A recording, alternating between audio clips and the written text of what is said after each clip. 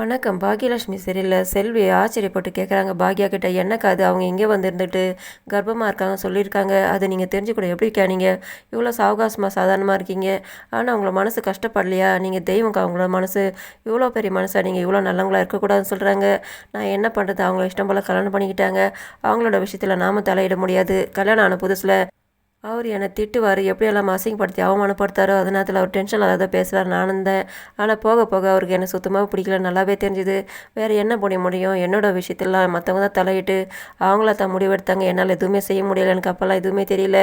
ஆனா அதுக்கப்புறமே எல்லாத்தையும் நல்லா யோசனை பண்ணி நான் ஒரு முடிவெடுத்தேன் பாரு. அவர டைவர்ஸ் பண்ணேன் பாரு. அதுக்கப்புறம் தான் எனக்கு நிம்மதி சமாதானமாச்சு.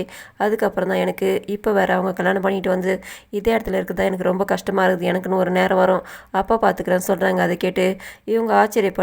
சரி பார்க்கலாம் விடு. அவங்களதெல்லாம் நினச்சிட்டு இருந்தாக்கா நமக்கு நேரமே போதாது. நம்மளுக்கும் வாழ்க்கை இருக்குதுல்ல. அதுக்கப்புறம் தான் எனக்கே கொஞ்சம் நிம்மதியாச்சு. ஆனால் அவர் கூட வந்து நச்சரிச்சுட்டு இருக்குதோ, என்னை வந்துட்டு அசிங்கப்படுத்தி திரும்ப அவமானப்படுத்தி பேசுறது எனக்கு கஷ்டமாக தான் இருக்குது. அதுக்கு ஒரு முடிவு கட்டுறேன்ட்டு பாக்கியா சொல்கிறாங்க. இதே நேரத்தில் பாட்டி தூங்கிட்டு இருக்கும்போது எழுந்து உட்காந்துக்கிறாங்க. ஏன் தூக்கம் வரலான்ட்டு தாத்தா கேட்குறாரு.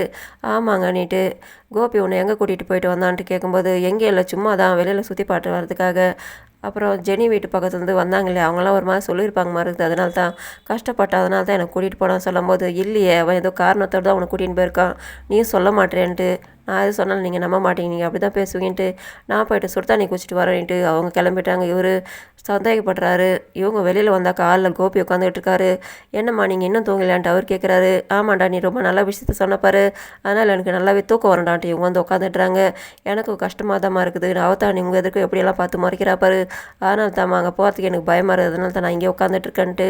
ஆமாண்டா நீ அவகிட்ட சொல்ல வேண்டியதான், நான் சொல்லும் போது நீ கம்முனு வேடிக்கை தாண்டா பார்த்துட்டு இருந்தேன்ட்டு.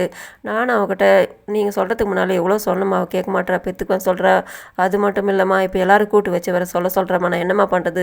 எனக்கு நெஞ்சே வெடிச்சிடும் போல இருக்குதும்மா அந்த பிரச்சனை முடிவுக்கு வரதுக்குள்ளாரன்ட்டு. எனக்கு நடக்கிறதெல்லாம் பார்த்தா கொஞ்ச நாளாகவே எனக்கு நிம்மதி இல்லை.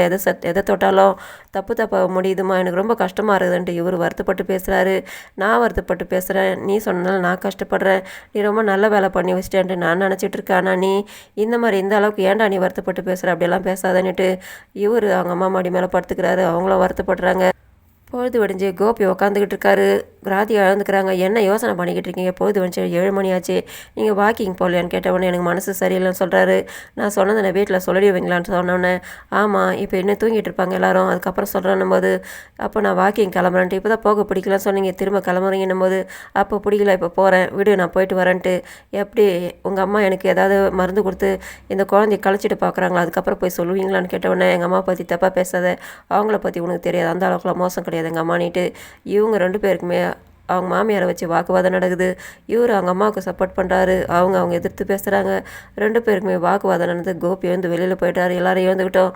அதுக்கப்புறம் நான் போயிட்டு வந்து சொல்கிறேன் இருன்னிட்டு அவர் எழுந்து ரொம்ப கஷ்டப்பட்டுக்கிட்டு போகிறாரு. ராதிகா மறைச்சிட்டு உட்காந்துக்கிட்டு இருக்காங்க. இதோட முடியுது. நன்றி, வணக்கம்.